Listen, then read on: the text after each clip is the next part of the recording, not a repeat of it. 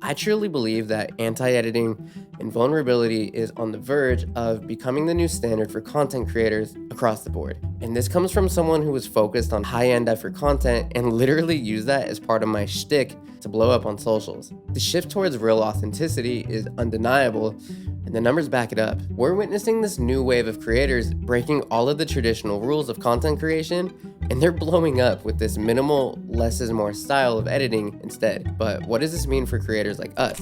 Is this a trend? Will creating high effort content still attract views and audience? Is this the end of entertainment paced videos?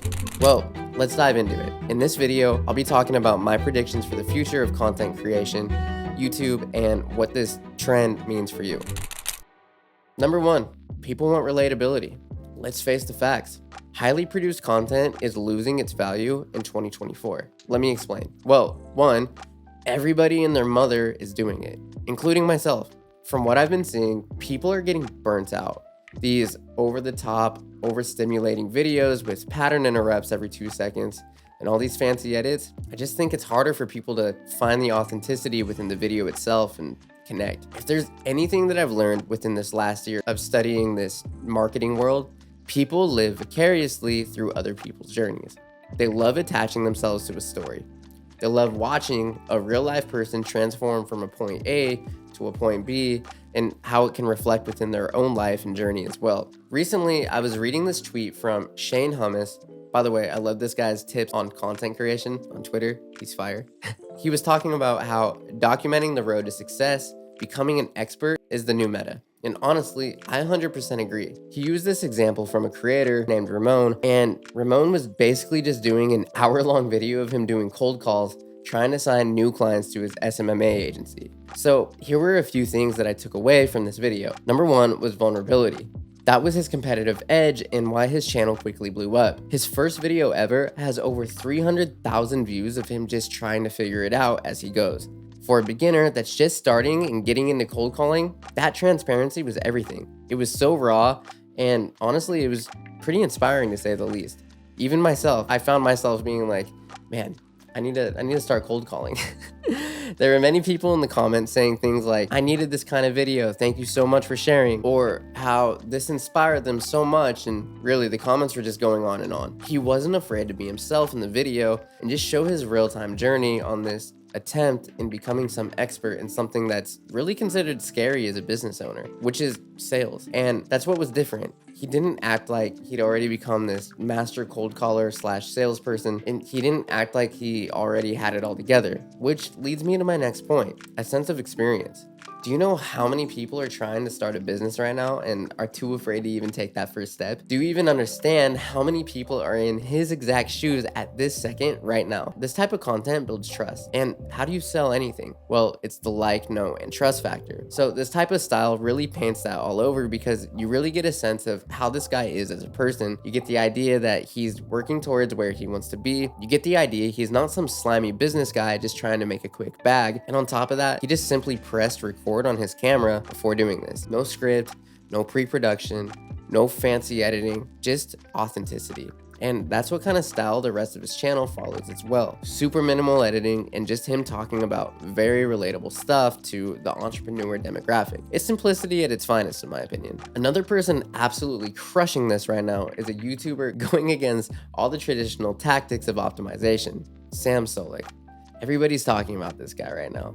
His entire channel looks like something out of a diary. No fancy thumbnails, no thought-evoking title, no fancy editing, but you know what he does have? A story, a personality, and an idea that people can get behind. He's just a real person documenting his journey, going to the gym, and updating his audience. And guess what? His vulnerability and sense of experience that you get from watching his videos is what gained him an audience of over 3 million subscribers at the time of this recording. And craziest thing, he just started his journey a year ago in January. So with that being said, I want to touch on high effort versus low effort content. Now, let's use the far extreme as some examples. Creators like Mr. Beast, Airac, and Iman Gadzhi. They all have this super immersive editing style that just really brings you into the visual itself, not to mention the fantastic story. But one thing to keep in mind though, these creators already, one, have an audience, they already are monetized, and they're already making a lot of money. On top of that, they have one minor ingredient that makes them stand out over you, a team.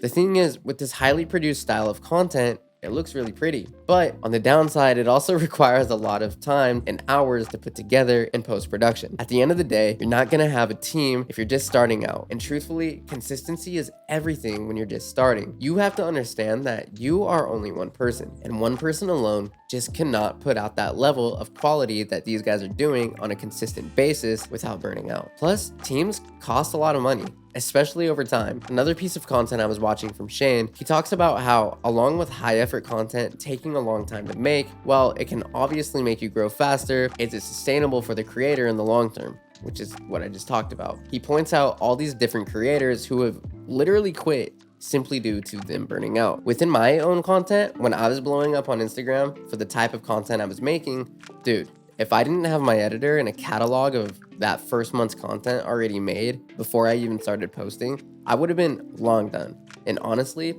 I'm fairly confident that I would definitely not be in the position that I'm in right now, nor have landed the client that I did. Another point that Shane highlighted was the fact that your YouTube strategy is heavily reliant on the idea of the video. Now, while I 95% agree with that, another creator that I watch, Dan Coe, talks about the same thing, but he also mentions the fact that as someone first starting out, you should definitely try to play the game in terms of optimization, and he compares YouTube to dating.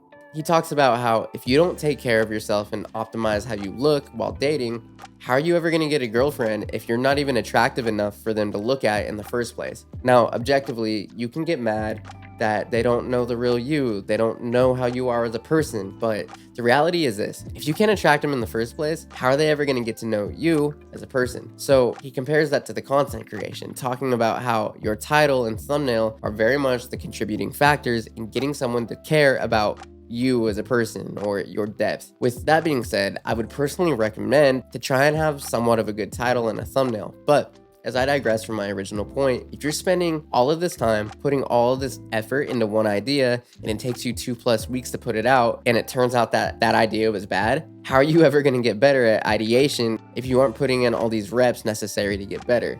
So the benefit with low effort style of content is this. Number one, it takes a significantly less amount of time. You really get to build this foundation with your audience because they see a real, raw, authentic you as opposed to this edited, diluted version of you. And it shows relatability. Most people just aren't editors or trained to see how an editor would see or think. They just want a story to attach and see themselves in. Number three, you get the chance to push out way more reps, and at some point, something sticks. The more at-bats you take, the higher your chance of hitting an actual home run. Another thing to keep in mind, look at all these big creators like Mr. Beast. He started with low effort content. One of his biggest videos is literally him sitting there counting to 10,000 in one sitting. You see him now being mainstream, but it wasn't always like that. He's built this cult-like following over the span of 12 years. You can look at someone like Iman Gadzhi. He's been documenting his real-time journey to being a multimillionaire since he was 15, over the span of 8 years. Just building up content and connecting with his audience. It was like that forever until he switched to this newer style of editing. The only way to ever get better at something is to just keep practicing it until you're perfect. So personally, I'm in favor of low effort content. Now, honestly, I had so many points for this video that I ultimately just had to make a script, but my goal is to no longer have to do that. However, this is only my 6th video on the channel, not counting my road to monetization journey. So the point that I'm trying to make is this: there is a shift and a change happening in the social media sphere, and if you're a new creator, you're on the absolute forefront of it. There has never been a better time to be a beginner and actually just show the process of being a beginner and just showing your journey to getting wherever you're trying to go. Even within my own content, I want to strip away most of my production and just keep it as real as possible. I want my audience to build a real connection with me and just be able to be someone who can show that this is possible. So my final thoughts are this: lean more towards authenticity. Show your journey. If you're already an expert in that field, talk about it and do it in a real way with real results. If you're a beginner in the field, talk about it and do it in a way with real results. If you're struggling at this, good. Document it. Show the people what's up. Be you. The wave is going to be trending towards the real you moving forward into 2024. And the best time to start doing this is right now. So think about this. Pretty soon, if you're a business owner or you're trying to grow a personal brand, if you don't have any type of social media presence, I'm sorry, but you're done.